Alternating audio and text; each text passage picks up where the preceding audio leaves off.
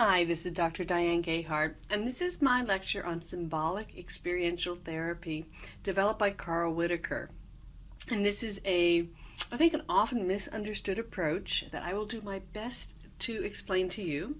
And this lecture accompanies my text, Mastering Competencies in Family Therapy, and the Theory and Treatment Planning in Family Therapy, both published by Cengage.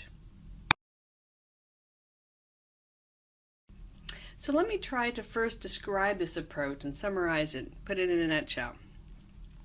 The easiest thing to say is that it was developed by Carl Whitaker.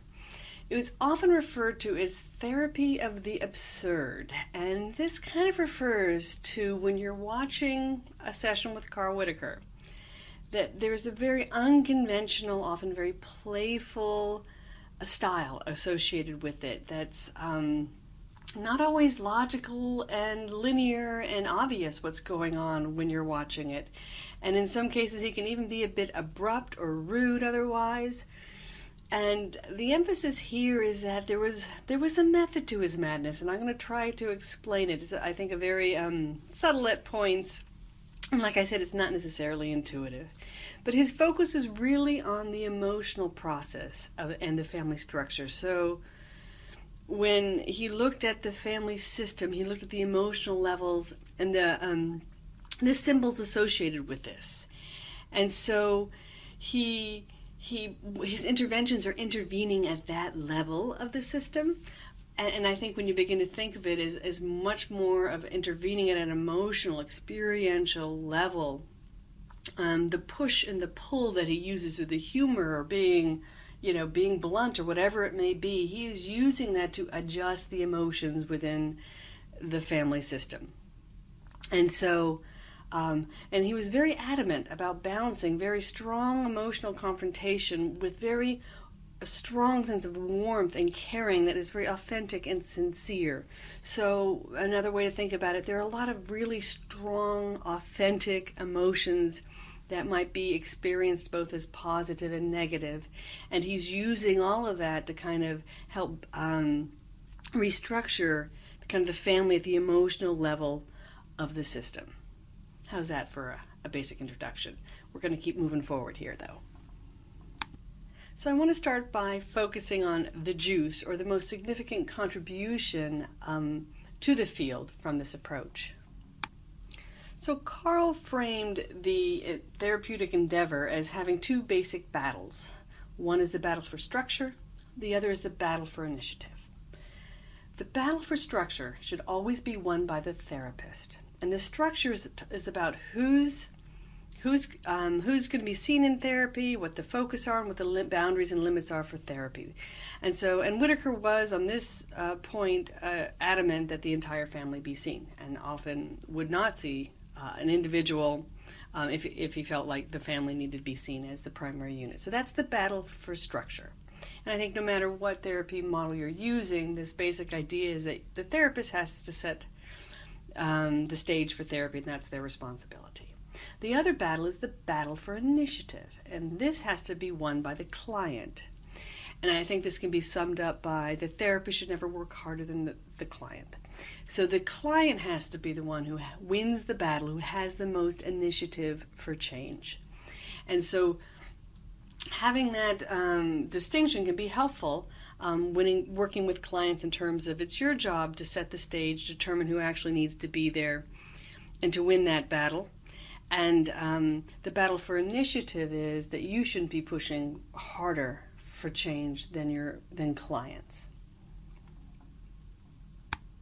The big picture, and so I want to give you a picture here of the overview of treatment in symbolic experiential therapy. This approach is often referred to as therapy of the absurd, but the approach, this absurdity, what it may appear as absurdity on the surface, is used for a very specific purpose of perturbing the system, shaking it up from a position of compassion and caring. It's never done maliciously, even if the words that come out might seem harsh or too direct or rude.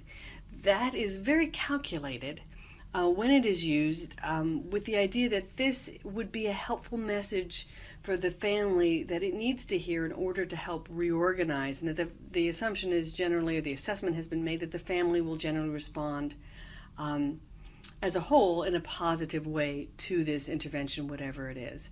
And so if you can think of, sometimes the most caring thing to do is to speak the truth no one else is willing to say. And so in these, what may sometimes appear like kind of harsh comments made by a symbolic experiential therapist are always done after there is a strong connection and sense that the client knows underneath it all that the therapist cares. And there are certain clients where this certainly is how they deliver message or receive messages better. And not all therapists, are as dramatically, absurd or dramatically, harsh or blunt as Carl Whitaker necessarily was. But it is a move that can be used within this approach.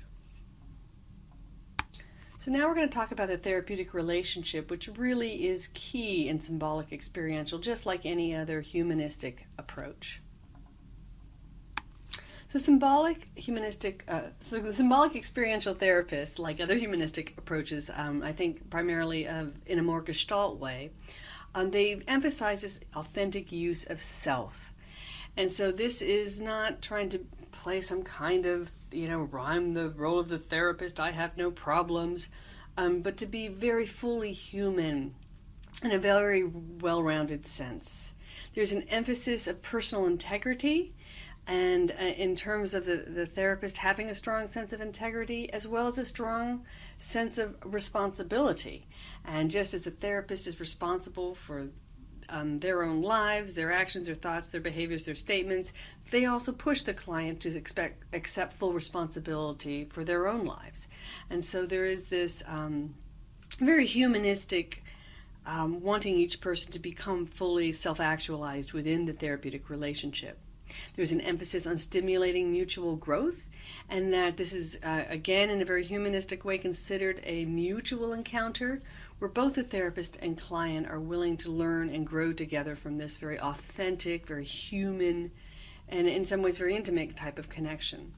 Another hallmark of the symbolic experiential approach is the use of the co-therapist. And this, Whitaker liked to use co-therapists a lot because it allowed for both kind of a good cop, bad cop, the softer, more gentle person, as well as the more challenging person. And this can be done within the same person, but it's easier to do when you have the co-therapist, one who's kind of known for being a little more challenging, one who is always going to be there to emotionally support you, and having that kind of counterbalance.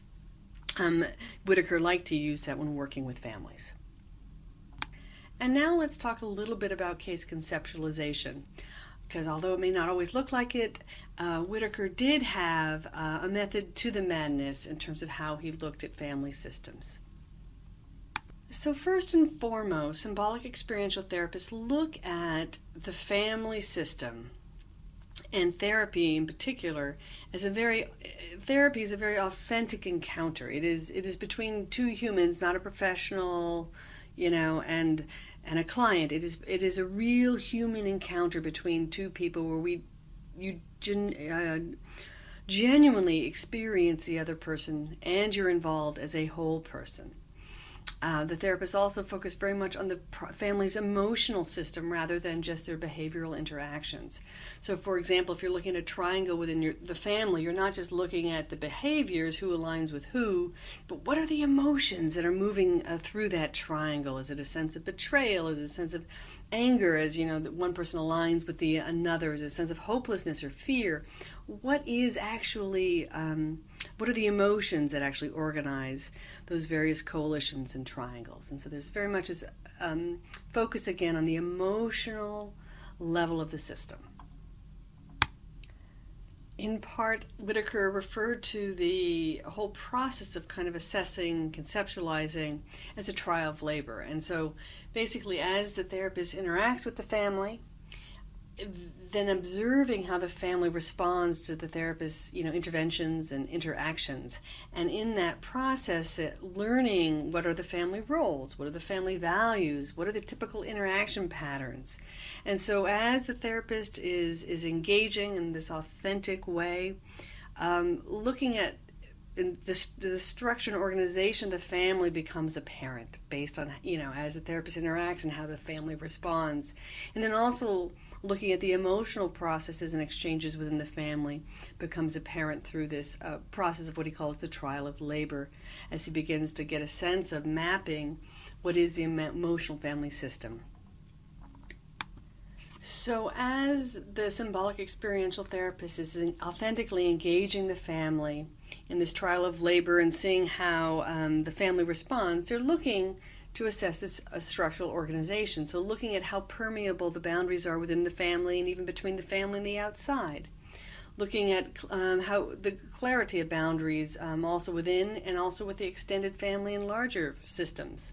How flexible are the roles within the family? Is it always the same parent who's the good parent versus the strict parent or the nice parent or whatever that might be, or the roles of the children, who's the good kid, bad kid? Looking for flexible alliances and coalitions. Is it always, mom and dad, mom and daughter against mom and son? Is it, do those alliances, are they able to switch? Generally, having flexibility is an indication of greater health. Looking for generation gaps that might be present. Looking for gender role flexibility in the family. Looking at any transgendered mandates. And also being aware of any family ghosts, either deceased, it could be a deceased member of the extended family, like a grandparent. It could also be even a miscarriage could represent a type of ghost, or a person who's not physically there, but has a significant impact on how the family functions and helps organize the emotional system of the family.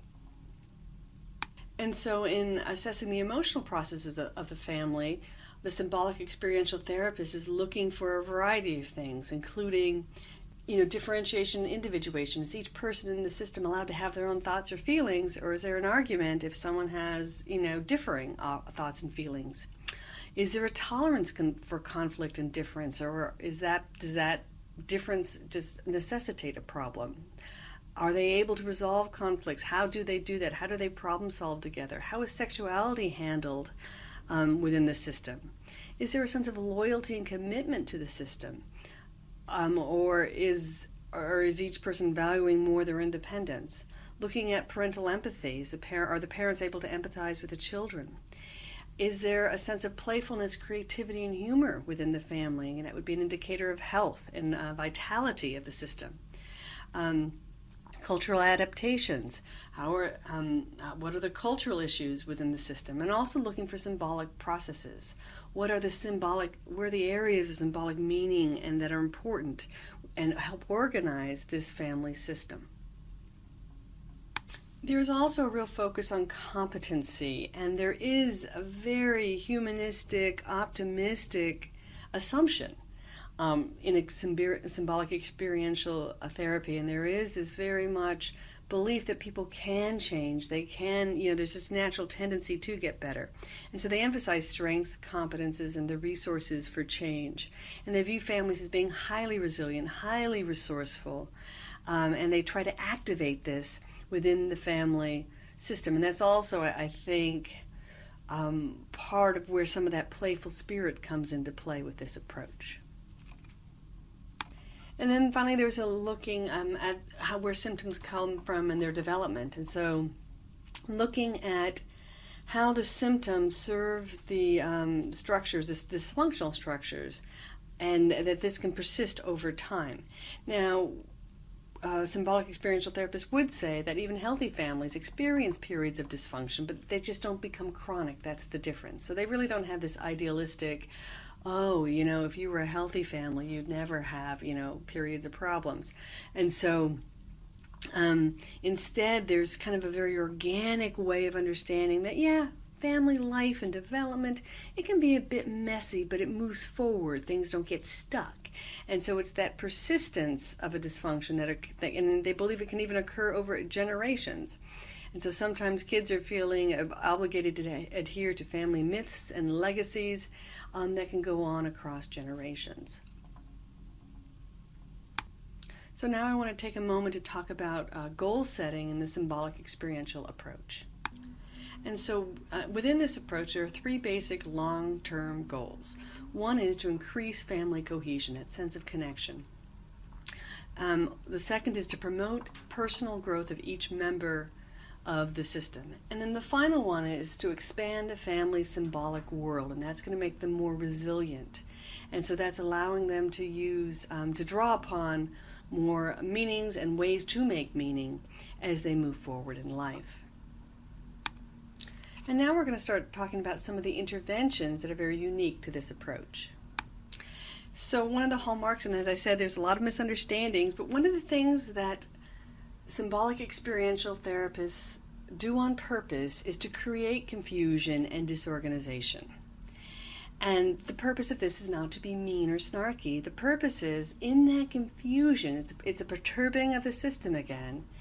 The family breaks out of their kind of rigid interaction patterns. And this can be done with kind of absurd comments, doing role reversals, appealing to universal principles that may be at odds with the family beliefs.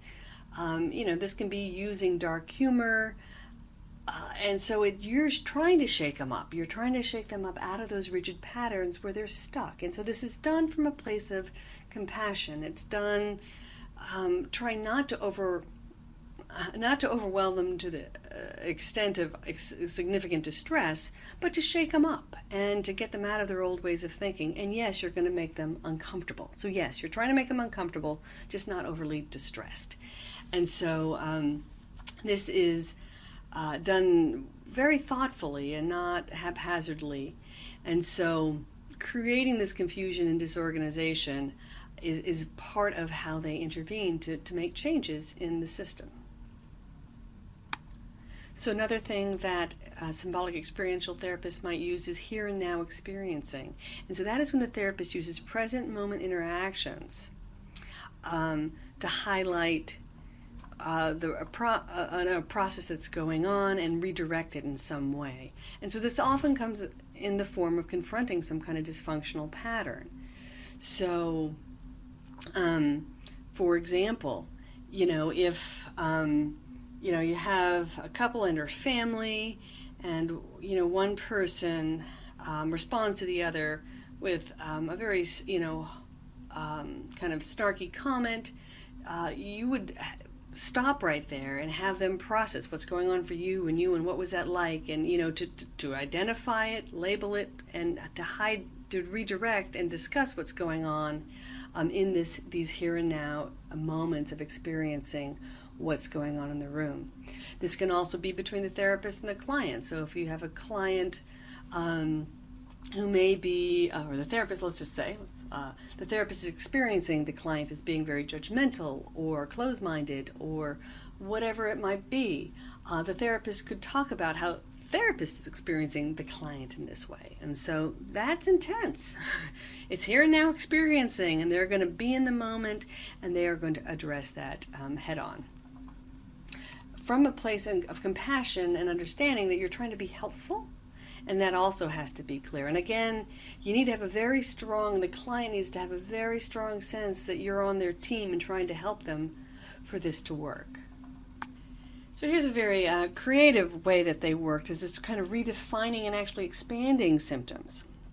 And so they redefine and kind of reframe symptoms as ineffective efforts towards growth. So they'll use a specific reframe of striving for growth and authenticity. So that's the specific reframe that they use. So for example, if a child's not doing homework, that can be reframed as a fear of failing at a new level of challenge in school. So you're still emphasizing and reframing this striving for growth and fear thereof as the problem. And so this is a new way of looking at things that hopefully is a more helpful way of understanding what might be going on.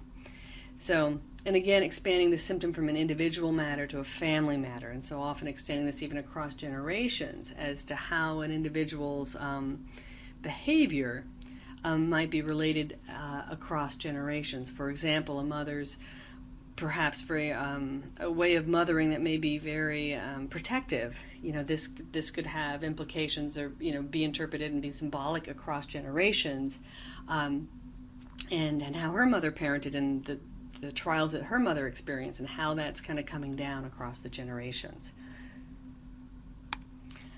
Okay, so a real characteristic of this approach is spontaneity, play, and just plain zany craziness. And this is off-putting to some people, because if you think that therapy should always be very, very serious, that's certainly not an assumption in this approach. And so the use of fun and spontaneity is again used to perturb the system. It is used to break up the rigid patterns.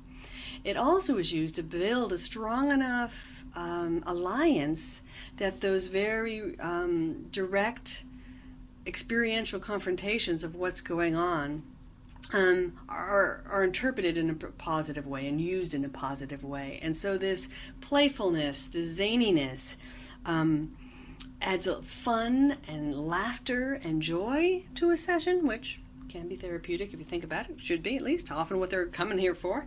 And it also creates the safety and the foundation and the larger framework for understanding what the therapist is doing and accepting those more direct confrontations that are also part of this.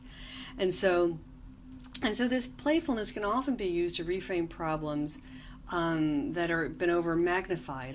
Especially I use this a lot with clients who have a long-standing practice of being anxious and worried and perfectionistic, and so being able to laugh at some of the extents to, even sometimes the clients are even go there quite quickly. They can see this, sometimes even the craziness of their own, extent to which they go to, avoid whatever fear they might have. And so this playful spirit is very much part of it, and it's a very important key part of helping break up those patterns, as well as create the strong alliance that allows for directly confronting other matters. So this is a very hallmark element of the approach. So another thing that is done in Symbolic Experiential is separating out the interpersonal from the personal levels of distress.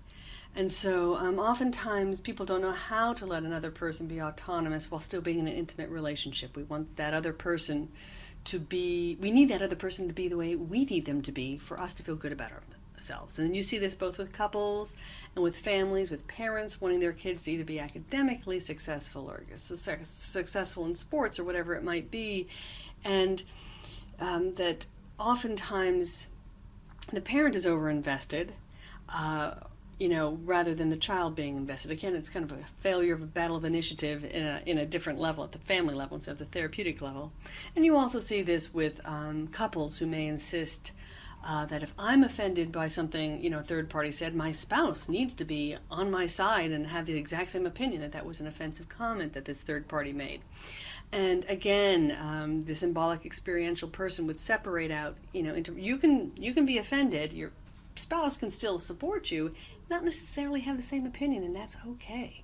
And allowing for that kind of authentic autonomy and accepting, each member of the system where they are at, rather than insisting everyone think and act just the way you do for us all to be okay.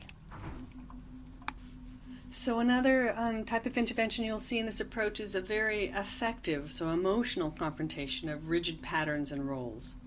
And so again, this is used once there's a strong enough alliance that the client can interpret this in a positive way, or at least interpret it with the sense that they know the therapist is trying to help. And this is used to really interrupt very rigid patterns that typically aren't being interrupted through other interventions. And so this may involve raising taboo subjects that others have been avoiding, but it's used to really create motivation as well as awareness in some cases when change is not happening. So some examples are things like, when did you divorce your husband and marry your son? This would obviously be used for when there's a coalition between the mother and the son against the husband.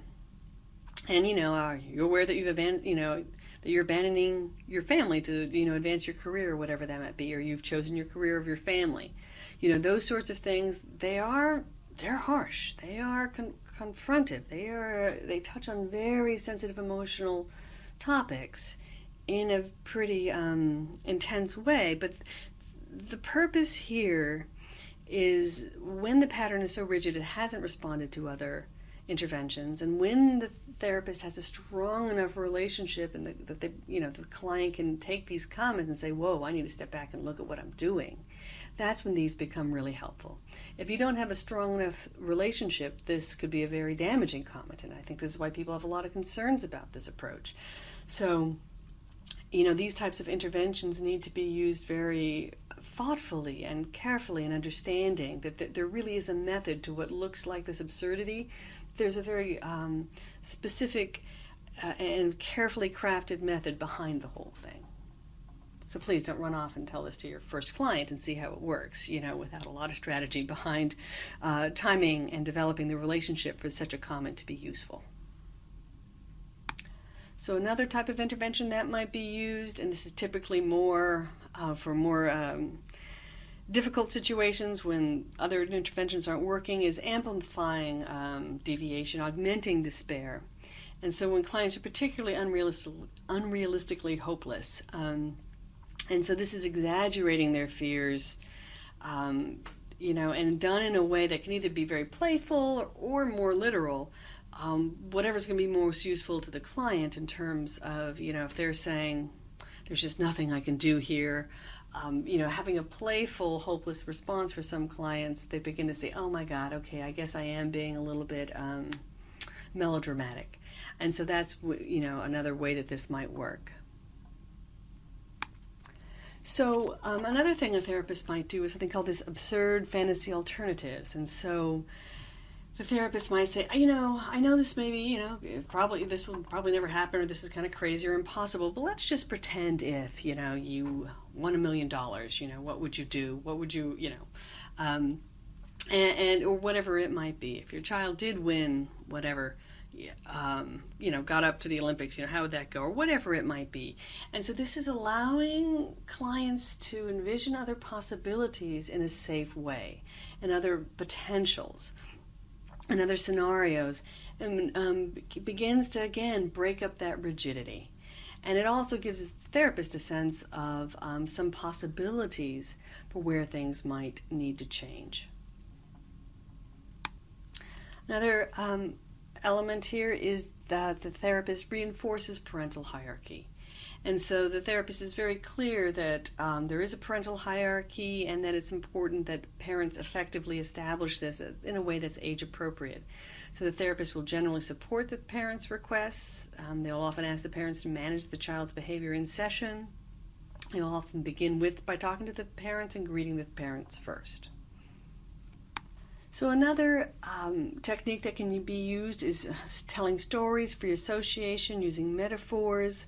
Using these to create powerful images, using that symbolic power to create examples of how clients might change, new possibilities for relating. And so oftentimes clients are going to be more open to hearing a message through a fictional story or a metaphor than in a more direct way. And so telling stories about how other, family has struggled, or another couple, these sorts of things can sometimes be very helpful in encouraging clients to break through, rigid patterns and have the courage to do something different. And that's some of what these stories and metaphors do for clients, is to inspire them to take risks. And now I just want to take a moment to talk briefly about using this approach with diverse populations.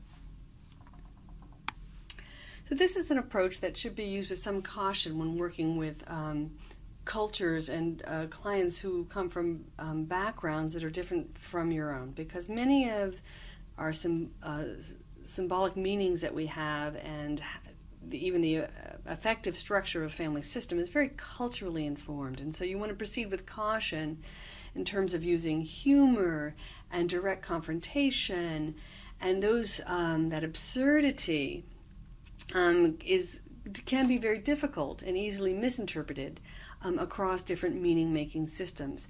And so when you're working with a client who's very different from yourself, you're going to need to spend a lot of time really mapping and understanding the symbolic meanings of that family's world or that client's world.